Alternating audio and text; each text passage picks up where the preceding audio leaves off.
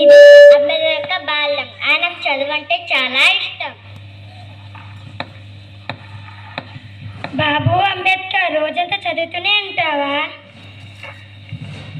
అమ్మా, చదివితేనే గొప్పలు అవుతాం కదా. అమ్మా, నేను కూడా చదువుతాను, కానీ 5 నిమిషాలే.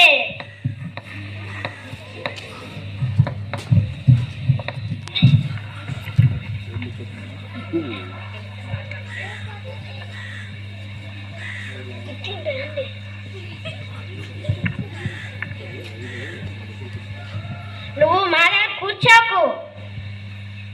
నీతో మాట్లాడడం కూడా నాకు ఇష్టం లేదు. నేను కూడా మీలాంటి విద్యార్థినే కదా. సరే అంబేద్కర్, నువ్వు అటు పక్క వెళ్ళి కూర్చో.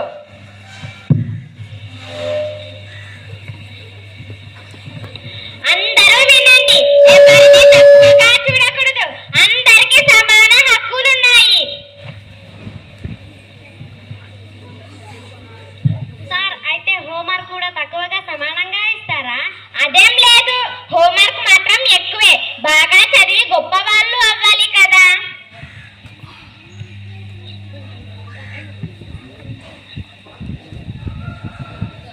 అంబేద్కర్ గారు ఎన్నో కష్టాలను ఎదుర్కొన్న చదువు మాత్రం ఆపలేదు. ఒరే అంబేద్కర్, ఇంత కష్టపడతావేంటి?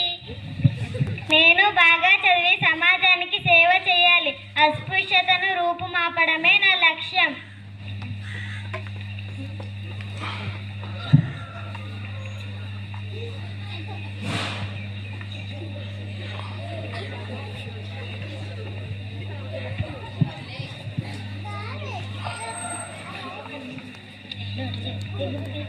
అలా ఆయన గొప్ప విద్యావంతుడై భారత రాజ్యాంగం రాసి అందరి హృదయాల్లో నిలిచిపోయారు.